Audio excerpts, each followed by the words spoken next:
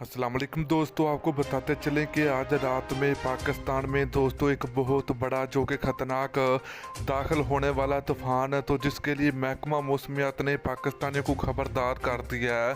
तो दोस्तों पाकिस्तान में अगली रात और आज की रात पाकिस्तान में दोस्तों एक बहुत ख़तरनाक रात होने वाली, क्योंकि पाकिस्तान में मेरे प्यारे भाइयों एक बहुत बड़ा तूफ़ान जो कि पाकिस्तान की हदूद में दाखिल हो चुका है। तो वही आपको बताएंगे कि पाकिस्तान में ऐसा क्या होने वाला हो, पाकिस्तान में इतना बड़ा तूफान कब शुरू होगा और महकमा मौसमियात ने कौन सा बड़ा खतरनाक हाई अलर्ट जारी किया है, तो वही आपको बताएंगे। तो दोस्तों से पहले अगर आपने अभी तक इस वीडियो को लाइक नहीं किया तो वीडियो को लाइक करें, चैनल को सब्सक्राइब करें, बेल आइकन जरूर इनेबल करें ताकि आप लोगों को मजीद वीडियो का नोटिफिकेशन मिलता रहे।